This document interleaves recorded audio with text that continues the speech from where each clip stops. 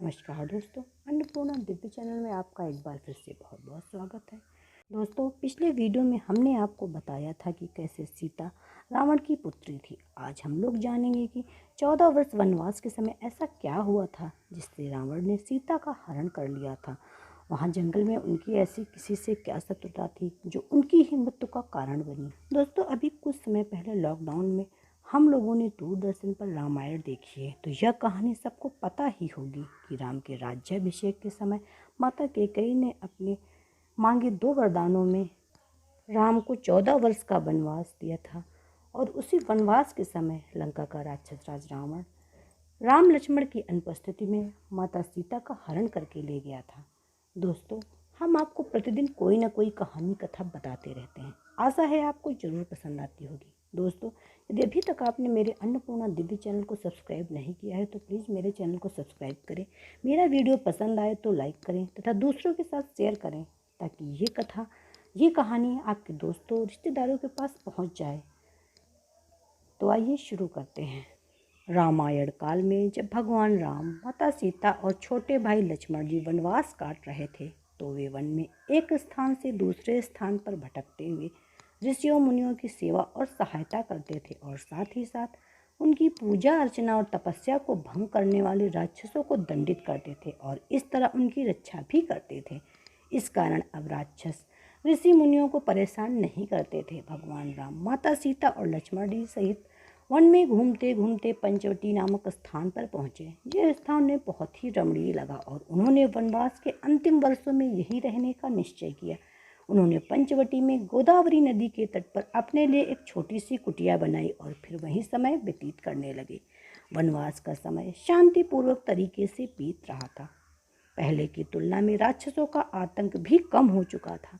इसी दौरान राक्षस कन्या शूर्पणखा वन में भ्रमण को निकली और घूमते घूमते गोदावरी नदी के पास पहुंची और वहां उन्होंने भगवान राम को देखा और उनके गौर वर्ण और सुंदर रूप को देखकर उन पर मोहित हो गई। शूर्पणखा ने सुंदर सा रूप धारण किया और वो भगवान राम के पास जाकर बोली, हे राम, मैं आपसे विवाह करना चाहती हूँ। तो भगवान श्री राम ने ये कहते हुए ये प्रस्ताव ठुकराया कि मैं विवाहित हूँ और उनकी धर्मपत्नी सीता उनके साथ है। और यह कहकर उन्होंने अपनी पत्नी सीता की ओर इशारा किया।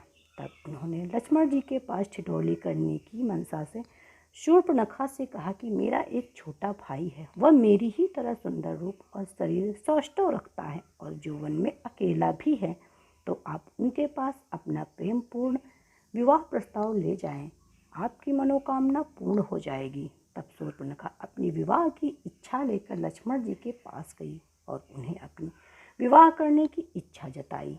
तो लक्ष्मण जी ने उनका मजाक उड़ाते हुए कहा, मैं तो अपने भैया और भाभी का दास हूँ और अगर तुम मुझसे विवाह करोगी तो तुम्हें भी उनकी दासी बनकर रहना होगा। शूर्पणखा ने इसे अपना अपमान माना और ये सोचकर माता सीता पर हमला कर दिया कि अगर सीता की मृत्यु हो जाए तो राम मुझसे विवाह करने के लिए तैयार हो जाएंगे। तो लक्ष्मण जी ने क्रोध में आकर शूर्पणखा पे प्रहार किया और अपनी तलवार से उसकी नाक काट दी। इस प्रकार के अनापेक्षित प्रहार से वह दर्द और अपमान भरे मन से अपने भाई खर और दूषण के पास गई और अपने राक्षस भाइयों से बदला लेने के लिए कहा। शूर्पणखा अपने राक्षस भाइयों खर और दूषण के पास जाकर राम और लक्ष्मण से युद्ध करने के लिए उकसाया और कहा, मेरे इस अपमान का बदला लो। तब खर और दूषण ने राम और लक्ष्मण पर हमला किया, परंतु दोनों ही राम और लक्ष्मण द्वारा मारे गए। खर और दूषण की मृत्यु के बाद शूर्पणखा और भी ज़्यादा अपमानित महसूस करने लगी और पहले से भी ज़्यादा क्रोध से भर गई। इस कारण वो राक्षसों के राजा और अपने भाई लंकापति रावण के पास गई और रावण रावण कहकर इस प्रकार कराहती और चीखती हुई अपनी कथा सुनाई। साथ ही साथ सीता की सुंदरता का भी बखान किया और रावण को अपने अपमान का बदला लेने के लिए युद्ध करने के लिए उकसाया। सीता रूप और लावण्य का विस्तृत वर्णन सुनकर रावण के मन में कुटिल विचार आ गए। साथ ही साथ वह राम और लक्ष्मण की वीरता से भी प्रभावित हुआ और समझ गया कि इन दोनों के समीप रहते हुए वह सीता का कुछ नहीं बिगाड़ पाएगा। वह शूर्पणखा के अपमान का बदला लेने से ज़्यादा सीता के लिए ललायित था। अपनी महत्वाकांक्षा को पूर्ण रखने के लिए रावण अपने पुष्पक विमान में बैठकर राक्षस मारीच के पास गया। मारीच ने तप द्वारा कुछ ऐसी शक्तियां प्राप्त कर ली थी जिससे वह कोई भी रूप धारण कर सकता था और इसी शक्ति के आधार पर वह पहले कुटिलता पूर्वक क्रियाकलाप करता था, परंतु अब वह वृद्ध हो चुका था और अब वह अपनी शेष आयु के साथ यह सब बुरे काम छोड़कर ईश्वर भक्ति में लग गया था। वह रावण की इस प्रकार की कुटिल चाल में शामिल नहीं होना चाहता था, परंतु रावण ने उसे अपने राक्षस राज होने का रौब दिखाया और अपनी चाल में शामिल होने के लिए तैयार कर लिया। वास्तव में मारीच इस कुकृत्य के लिए इसलिए तैयार है क्योंकि उसे पता था कि उसकी मृत्यु तो निश्चित है, क्योंकि अगर वो ये कार्य नहीं करता तो रावण उसे मार डालेगा और यदि करता है तो भगवान राम उसका वध कर देंगे। तो मारीच ने प्रभु श्री राम द्वारा मृत्यु का वरण करने का निश्चय किया। रावण ने अपनी कुटिल बुद्धि से मारीच से कहा कि वह एक स्वर्ण मृग सुनहरा हिरण का रूप धारण करके सीता को ललायित करे। तब मारीच ने सुनहरे हिरण का रूप धारण किया और माता सीता को ललायित करने के प्रयास करने लगा। माता सीता की दृष्टि जैसे ही उस स्वर्ण हिरण पे पड़ी, उन्होंने भगवान राम से उस सुनहरे हिरण को प्राप्त करने की इच्छा जताई। भगवान राम सीता जी का यह प्रेमपूर्ण आग्रह मना नहीं कर सके और छोटे भाई लक्ष्मण जी को सीता जी की सुरक्षा का ध्यान रखने का उत्तरदायित्व सौंपकर उससे सोने मृग की पकड़ने के लिए अपने धनुष बाण के साथ वन की ओर चले गए। उन्हें गए हुए बहुत समय व्यतीत हो चुका था। इस कारण माता सीता को अपने प्रभु की चिंता होने लगी कि कहीं प्रभु श्री राम पर कोई विपत्ति तो नहीं आई, और उन्होंने इस आशंका को लक्ष्मण जी के सामने प्रकट किया। तब लक्ष्मण जी ने उन्हें समझाया कि हे माता, आप व्यर्थ ही चिंता कर रही हैं। भैया राम पर कोई विपत्ति नहीं आ सकती, उनका कोई कुछ नहीं बिगाड़ सकता। परंतु माता सीता उनकी इस बात को समझ ही नहीं पा रही थी और जैसे जैसे समय बीतता जा रहा था उनकी चिंता भी बढ़ती जा रही थी। संध्या का समय हो रहा था। प्रभु श्री राम उस सुनहरे हिरण का पीछा करते हुए घने जंगल में जा पहुँचे थे और जब उन्हें लगा कि अब हिरण को पकड़ा जा सकता है तो उन्होंने अपने धनुष से हिरण को निशाना बनाकर तीर छोड़ा। जैसे ही तीर मारीच को लगा, वह अपने वास्तविक रूप में आ गया और रावण की योजना अनुसार भगवान राम की आवाज़ में दर्द से चीखने लगा, लक्ष्मण बचाओ, लक्ष्मण लक्ष्मण। सीता सीता। इस कराहती हुई आवाज़ को सुनकर सीता जी ने लक्ष्मण जी से कहा कि तुम्हारे भैया किसी मुसीबत में फंस गए हैं और तुम्हें पुकार रहे हैं, अतः तुम जाकर उनकी सहायता करो, उनकी रक्षा करो। ये सुनकर लक्ष्मण जी ने पुनः माता सीता को समझाया कि भाभी, भैया राम पर कोई मुसीबत नहीं आई और ये किसी असुरी शक्ति का माया जाल है, अतः आप व्यर्थ चिंतित ना हो। ये सुनकर भी माता सीता ने लक्ष्मण जी की एक ना सुनी और उन पर क्रोधित हो गई और उन्हें आदेश दिया कि हे लक्ष्मण, तुम जाओ और मेरे प्रभु को सकुशल ढूंढ कर। माता सीता के इस प्रकार के आदेश के कारण लक्ष्मण जी को अपने भैया राम के आदेशानुसार माता सीता के लिए एक रेखा खींच दी जिसके भीतर कोई नहीं आ सकता था। फिर उन्होंने माता सीता से निवेदन किया कि भाभी, ये लक्ष्मण द्वारा खींची गई लक्ष्मण रेखा है, इसके भीतर कोई नहीं आ सकता और जब तक आप इसके भीतर हैं आपको कोई हानि नहीं पहुंचा सकता।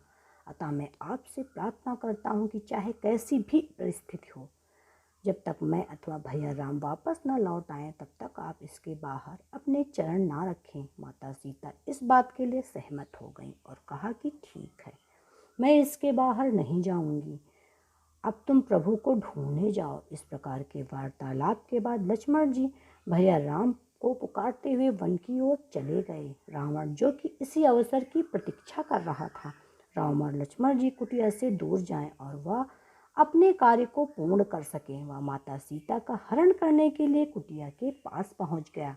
परंतु जैसे ही उसने कुटिया में प्रवेश करना चाहा, लक्ष्मण जी द्वारा खींची गई लक्ष्मण रेखा के कारण वह भीतर नहीं प्रवेश कर पाया।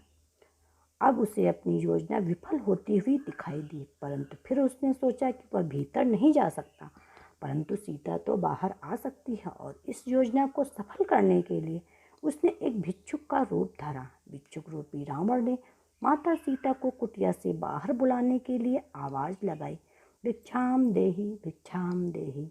माता सीता ने जब इस प्रकार की आवाज़ें सुनी तो वे कुटिया से बाहर आईं और भिक्षुक रूपी रावण को भिक्षा देने लगी, परंतु अब भी वे कुटिया के भीतर ही थी और रावण उनका हरण नहीं कर सकता था।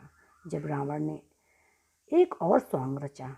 रावण, जो कि एक सन्यासी भिक्षुक के रूप में था, क्रोधित होने का नाटक करके कहने लगा, किसी सन्यासी को किसी बंधन में बांधकर भिक्षा नहीं दी जाती। आप इस कुटिया के बंधन से मुक्त होकर भिक्षा दे सकती हैं तो दें, अथवा मैं बिना भिक्षा लिए ही लौट जाऊंगा। रावण की इस कपट से अनजान माता सीता ने अत्यंत ही विनम्र भाव से कहा कि हे देव, मुझे आदेश है कि मैं इस कुटिया से बाहर ना जाऊं, अतः आप कृपा करके यहीं से ग्रहण कीजिए।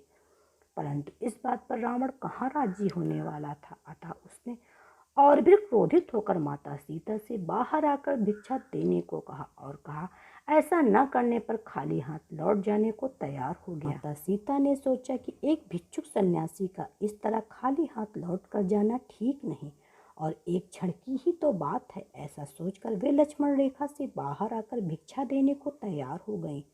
रावण मन ही मन बड़ा प्रसन्न हुआ और जैसे ही माता सीता लक्ष्मण रेखा से बाहर आई, रावण बड़ी ही शीघ्रता से अपने अस्थि रूप में आया और उसने माता सीता का हरण कर लिया और उन्हें बलपूर्वक खींचता हुआ अपने पुष्पक विमान में बैठाकर लंका की ओर प्रस्थान कर गया और इस प्रकार माता सीता का हरण हुआ। माता सीता इस क्षणिक घटनाक्रम को जैसे ही समझी, उन्होंने सहायता के लिए अपने पति श्री राम और देवर लक्ष्मण जी को पुकारा, परंतु वे उस समय बहुत दूर होने के कारण माता सीता की आवाज़ सुन पाने में असमर्थ थे। परंतु माता सीता ने इस विपत्ति के समय भी बड़ी ही बुद्धिमानी से काम लिया और उन्होंने अपने जाने का मार्ग दिखाने के लिए स्वयं के द्वारा पहने हुए आभूषण धरती की ओर फेंकना प्रारंभ कर दिए, जिन्हें देखकर प्रभु श्री राम को उन तक पहुँचने का मार्ग पता चल सके। इसी बीच माता सीता सहायता के लिए भी पुकार रही थी, जिसे सुनकर एक बड़ा सा पक्षी उनकी सहायता के लिए आया। इस विशालकाय पक्षी का नाम जटायु था और वह रावण से युद्ध करने लगा, परंतु अपने बूढ़े शरीर के कारण वह ज़्यादा देर रावण का सामना नहीं कर पाया और रावण ने उसके पंख काट दिए। इस कारण वह धरती पर गिर गया और कराहने लगा।